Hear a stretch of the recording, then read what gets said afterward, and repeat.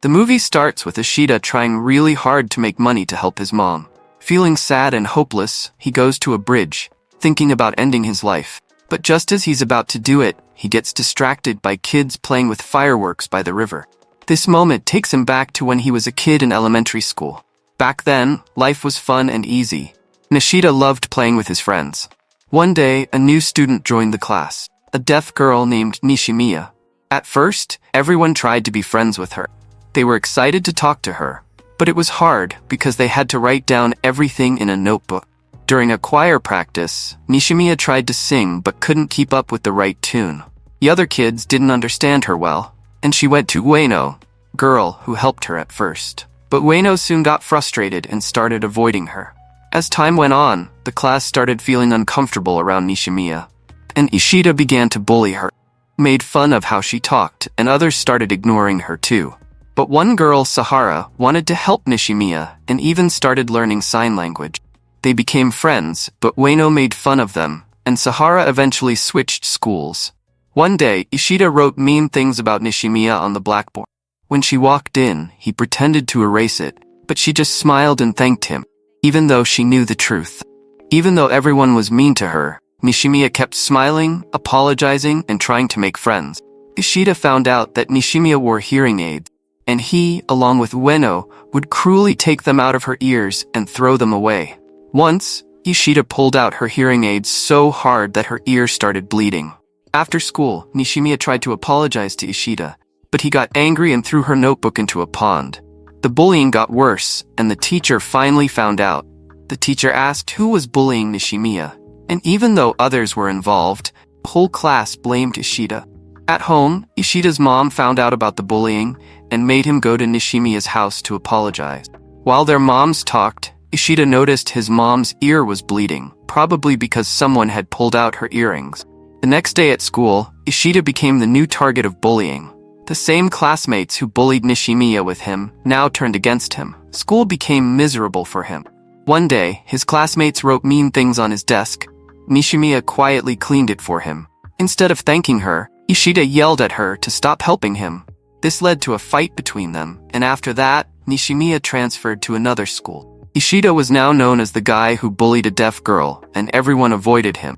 Even in high school, he became really sad and started losing all his friends. Back in the present, after failing to end his life, Ishida decided to find Nishimiya and return her old notebook. When they first met, Nishimiya got scared and ran away, but Ishida chased after her. Nervously, he tried to apologize using sign language, which he had learned. He accidentally asked if they could be friends.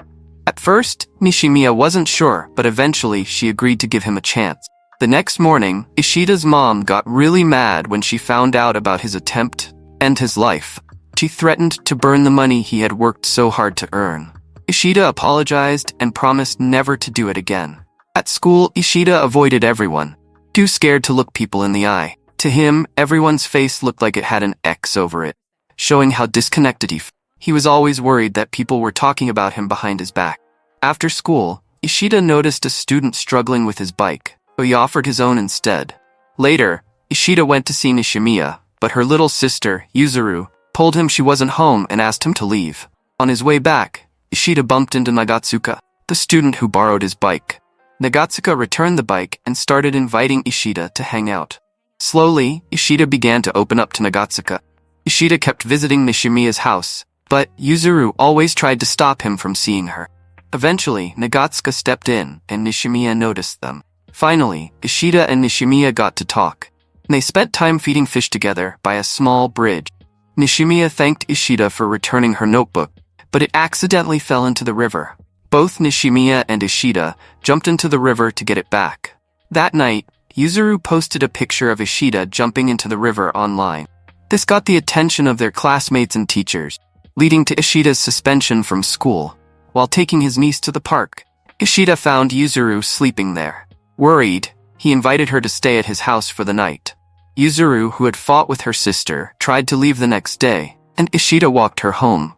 On the way, they ran into Yuzuru's mom, who slapped Ishida because she couldn't forget the past. The next day, Ishida met with Nishimiya again and introduced her to Nagatsuka.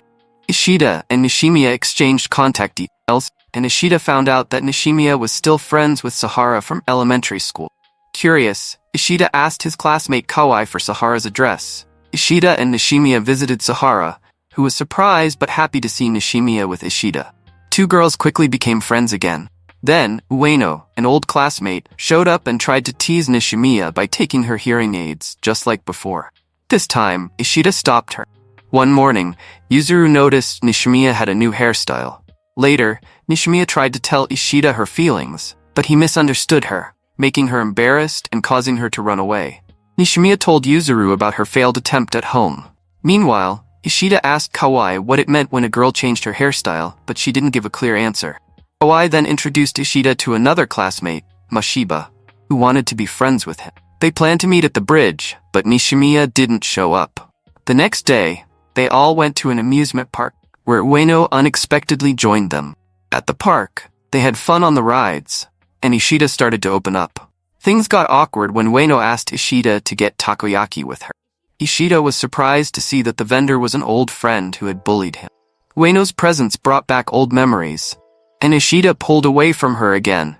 Ueno then asked Nishimiya to join her on the Ferris wheel and suggested Yuzuru give Nishimiya a camera to take with. The next day, Yuzuru visited Ishida's house to show him the Ferris wheel video. Yuzuru had turned the camera on before giving it to Nishimiya. The video showed Ueno saying mean things to Nishimiya, showing she still hated her. At school, Mashiba found out Nishimiya had been bullied before. When Ishida asked Kawai why she told Mashiba, she said she was just trying to help, even though she had been involved in the bullying. Instead of admitting her own guilt, Kawai told Mashiba and Nagatsuka that Ishida was the one who bullied Nishimiya. After school, Ishida went to see Nishimiya, but Kawai and Ueno showed up too. Kawai apologized, but Ueno and Kawai started arguing about their past bullying. Ishida took the blame, asked them to leave, and went home. Nishimiya and Yuzuru's grandmother tried to comfort Yuzuru, who was feeling sad. The next day, Ishida saw Yuzuru crying by the river. When he took her home, he found out their grandmother had just died, which made their mother very sad. To help Nishimiya and Yuzuru feel better, Ishida took them out to cheer them up. Eventually, Yuzuru and Nishimiya invited Ishida to help bake a cake for their mother's birthday. At first, their mother wasn't happy to see Ishida, but Yuzuru calmed her down. They promised to watch fireworks together at a festival.